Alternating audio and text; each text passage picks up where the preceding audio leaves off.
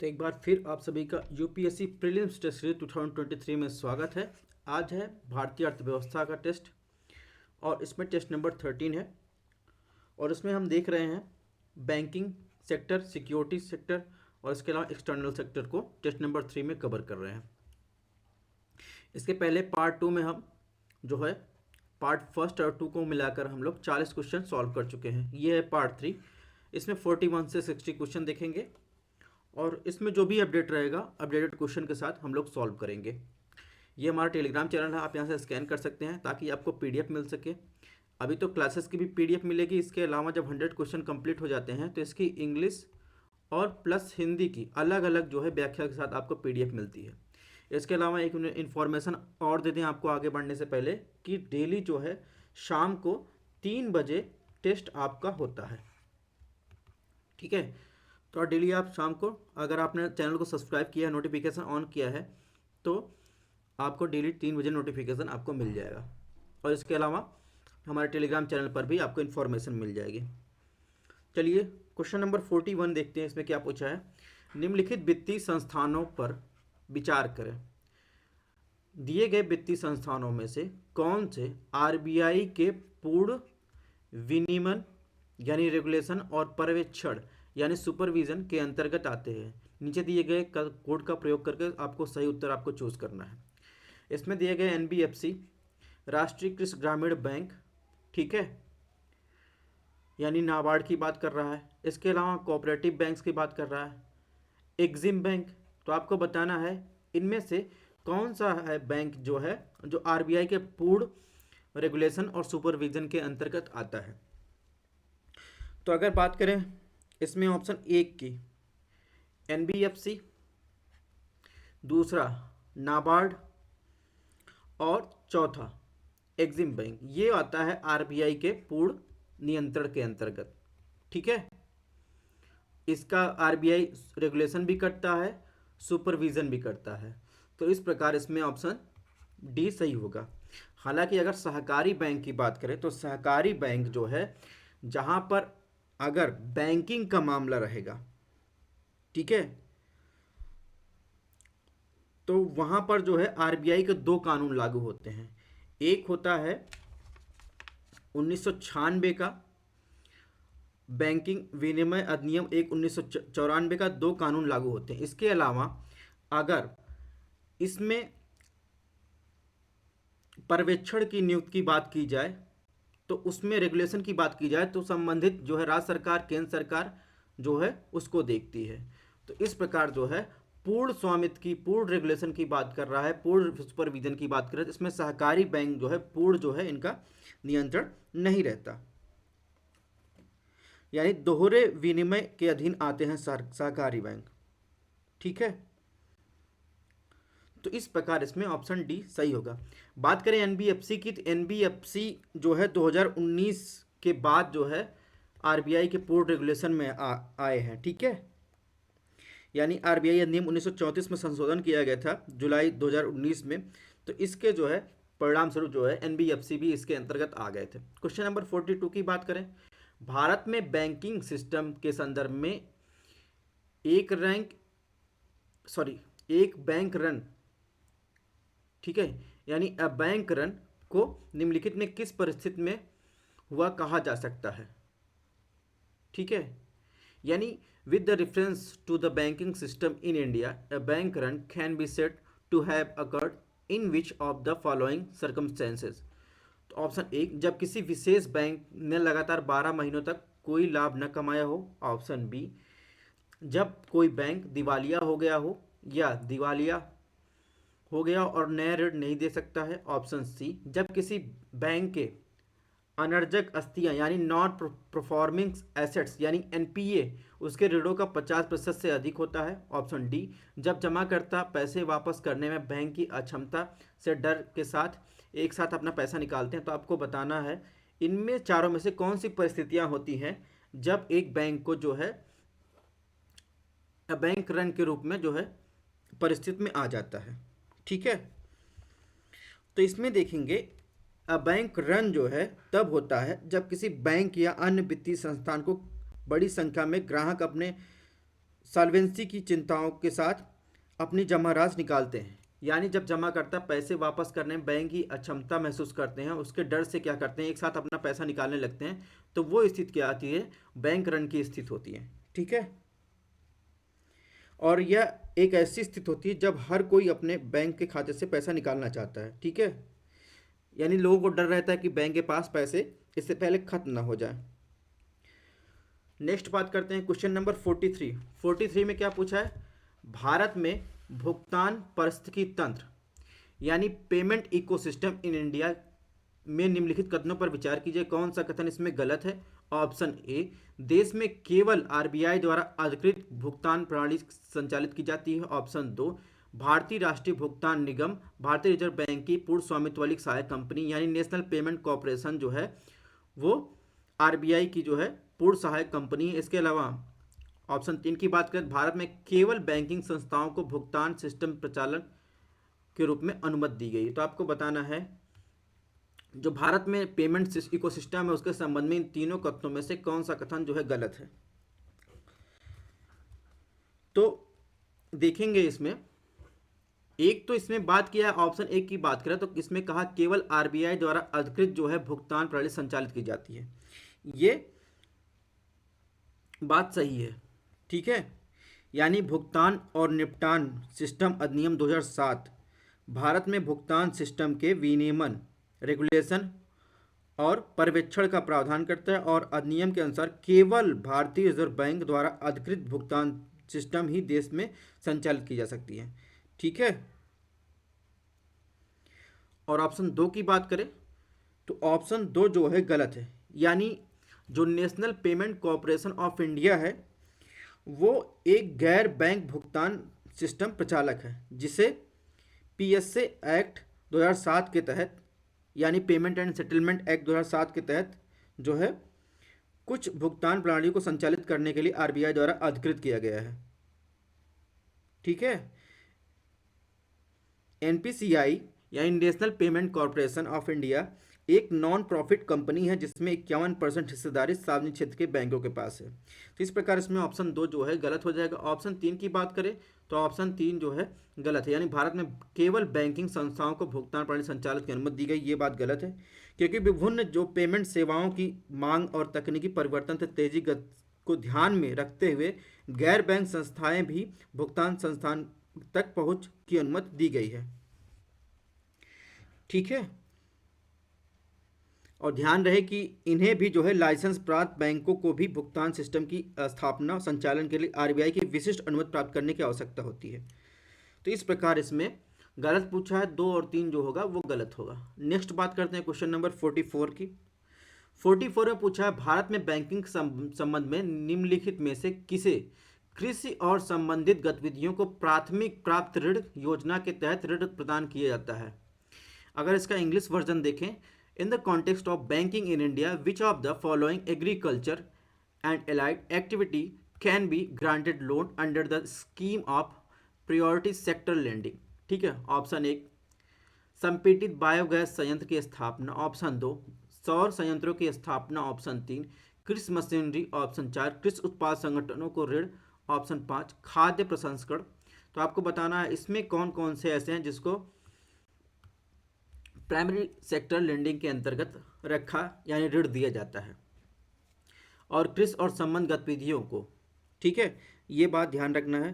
तो इसमें देखेंगे, इसमें ऑप्शन डी यानी 1 2 3 4 5 जो हैं उन सभी के अंतर्गत कृषि और संबंधित गतिविधियों को प्राथमिकता प्राप्त ऋण के योजना के तहत जो है ऋण प्रदान किया जाता है। ठीक है। यानी अब आपको बता दें primary sector lending. Primary sector lending क्षेत्र अर्थव्यवस्था को उन क्षेत्रों को संदर्भित करते हैं जिन्हें इसे विशेष योजना के अभाव में समय पर और पर्याप्त ऋण नहीं मिल सकता।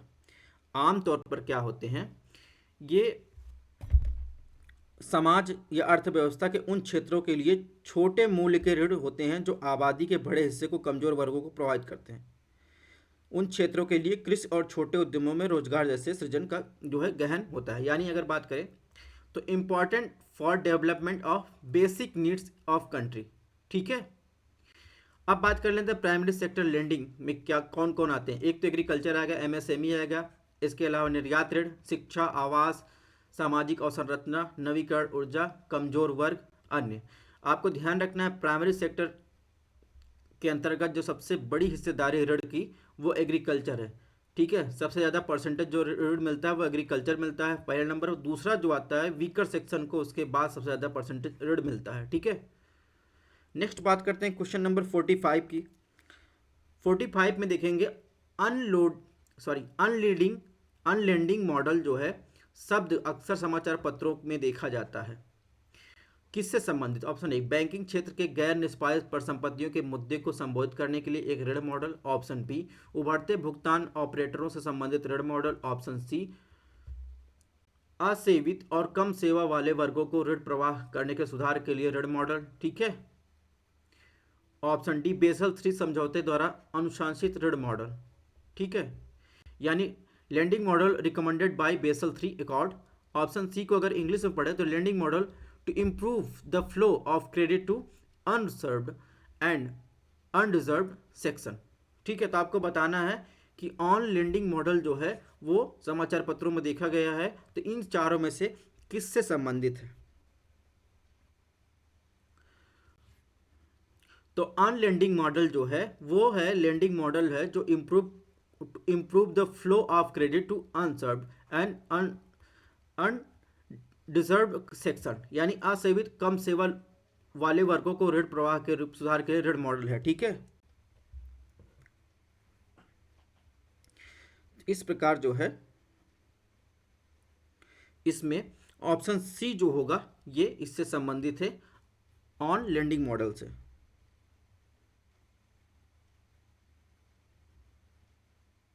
और इसे जो इसके अंतर्गत जो लोन दिया जाएगा ऑन लेंडिंग मॉडल जो है इसमें देखिए कम सेवा वाले वर्गों को ऋण के प्रवाह को सुधार के ऋण प्रवाह, ये भी जो है इसके तहत जो लोन दिया जाएगा वो भी प्राइमरी सेक्टर लेंडिंग के अंतर्गत जो है वर्गीकृत किया जाएगा। ठीक है, ये बात भी आपको ध्यान रखना है। नेक्स्ट बात करें क्वेश्चन नंबर 46, भारत में प्राथमिकता प्राप्त क्षेत्र को उधार के संदर्भ निम्नलिखित कथनों पर विचार कीजिए। ऑप्शन एक प्राथमिकता प्राप्त क्षेत्र के दिशा निर्देश प्राथमिकता प्राप्त क्षेत्र के ऋणों के लिए ब्याज की तरजीह दर देते हैं, यानी priority sector guidelines give the preferential rate of the interest for priority sector loans. Option दो हाल ही में आरबीआई के मानदंडों के अनुसार जिला स्तर पर ऋण के प्रवाह में क्षेत्रीय असमानताओं को दूर करने के लिए पहचान किए गए जिलों को वृद्धिशील प्राथमिकता क्षेत्र ऋण दिया जाएगा। ऑप्शन तीन आकांक्षी जिला मानदंड का उपयोग करके वृद्धिशील ऋण प्रवाह के लिए जिलों की पहचान की जाएगी। तो आपको बताना है इसमें कौन सा आंसर गलत है उपरोक्त कथन में से। ठीक है, तो अगर आपको हिंदी ना समझ में आ रहा हो तो आप इंग्लिश ट्रांसलेशन जरूर देखें, चाहे वो हिंदी मीडियम को हो चाहे इंग्लिश मीडियम को हो। कुछ टर्मिनोलॉजी ऐसी है जो आपको हो सकता है दिक्कत करे, और ना दिक्कत करे तो बात बहुत अच्छी बात है। तो प्रायोरिटी सेक्टर लैंडिंग की बात हमने बता दी। किसी विशेष योजना के अभाव में समय पर और पर्याप्त ऋण नहीं मिल सकता तो वहाँ पर जो है प्रायोरिटी सेक्टर लैंडिंग दी जाती है। ठीक है, ऑप्शन एक की बात करें तो ऑप्शन एक जो है गलत है, यानी प्राथमिकता प्राप्त क्षेत्र उधार उन क्षेत्रों के लिए छोटे मूल्य के ऋण का गठन करता है जो आबादी के बड़े हिस्से और कमजोर वर्गों को प्रभावित करते हैं, और उन क्षेत्रों के लिए जो कृषि और छोटे उद्यम जैसे रोजगार, जहां पर रोजगार जो है गहन की संभावना है। इसके अलावा हालांकि प्राथमिकता प्राप्त क्षेत्र के दिशा निर्देश प्राथमिकता प्राप्त क्षेत्र के ऋणों के लिए ब्याज की कोई जो है तरजीह दर निर्धारित नहीं करते हैं। ठीक है, ऑप्शन एक गलत हो गया, एक जहां होगा वो सही होगा। देखिए इसमें ऑप्शन बी में एक नहीं, इसको एलिमिनेट कर दीजिए। ऑप्शन दो की बात करें तो ऑप्शन दो सही है, यानी जिला स्तर पर ऋण प्रवाह के लिए क्षेत्रीय असमानताओं को दूर करने के लिए पहचान किए गए जिला को वृद्धिशील प्राथमिकता क्षेत्र ऋण दिया जाएगा। ठीक है, ऑप्शन तीन की बात करें तो ऑप्शन तीन जो है गलत है, यानी आरबीआई के अनुसार वित्त वर्ष 2021-22 से एक उच्च भार उन चिन्हित जिलों में वृद्धिशील प्राथमिकता वाले क्षेत्र को ऋण सौंपा जाएगा जहां क्रेडिट प्रवाह तुलनात्मक रूप से कम है, यानी प्रति व्यक्ति जो है जो प्राइमरी सेक्टर लैंडिंग है वो 6,000 रुपये से कम है, वहां पर दिया जाएगा। और चिन्हित जिलों में वृद्धिशील प्राथमिकता क्षेत्र ऋण के लिए जो कम भार 90% आवंटित किया जाएगा जहां ऋण प्रवाह तुलनात्मक रूप से अधिक है। और जहाँ पर प्रति व्यक्ति पीएसएल जो है 25,000 से अधिक है। इसलिए दिया गया कथन गलत है, क्योंकि जिलों को आकांक्षित जिलों के मानदंडों के अनुसार वर्गीकृत नहीं किया गया है। तो इसमें जो है 1 और 3 जो है गलत है, और इसमें गलत ही पूछा है, इसलिए ऑप्शन बी सही होगा।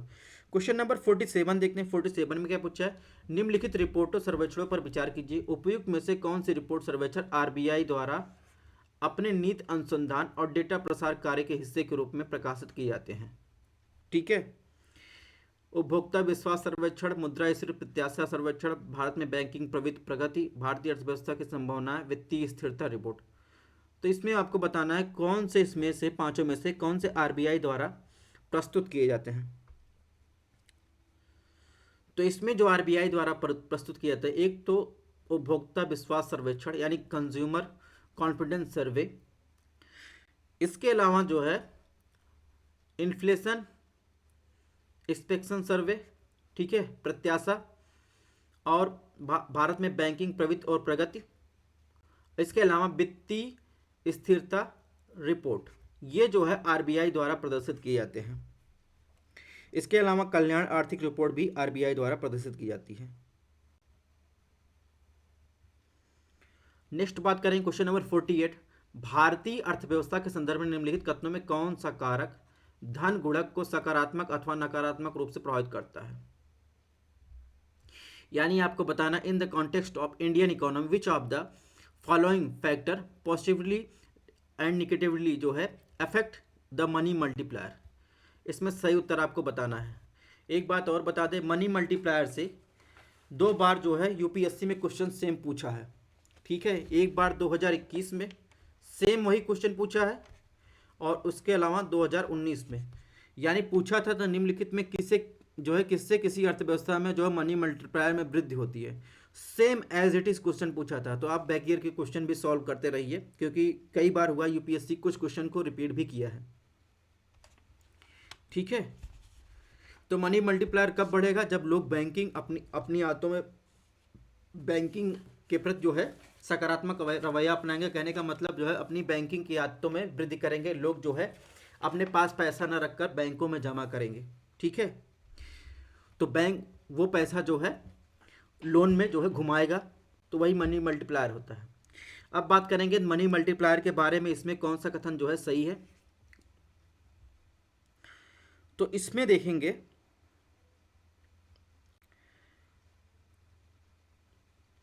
ऑप्शन 1 की बात करें तो ऑप्शन 1 जो है गलत है। यानी आरक्षित कैश रिजर्व रेशियो जो होता है, नकदी की वह राशि होती है, यानी कैश की वह राशि होती है जो अनुसूचित बैंक शेड्यूल बैंक को अपने एनडीटीएल के संबंध में आरबीआई के पास रखना होता है, ठीक है। रिजर्व जितना कम होगा, यानी कैश रिजर्व रेशियो जितना कम होगा, बैंकों के पास उतना कैश जो है ज़्यादा होगा, वो लोन ज़्यादा देंगे, ठीक है। मार्केट में मनी जो है सप्लाई ज़्यादा होगी, तो मनी सप्लाई होगी, एक सीमा के बाद वैल्यू ऑफ गुड्स जो है, लोगों के पास पैसा ज़्यादा होगा, डिमांड ज़्यादा होगा। अगर डिमांड सप्लाई बराबर ना हुई तो क्या होगा? वस्तुएं महंगी हो जाएंगी, इन्फ्लेशन का कारण बनती है, ठीक है। तो इस प्रकार जितना जो है सीआरआर कम होगा, उतनी अधिक राशि लोगों के पास उपलब्ध होगी।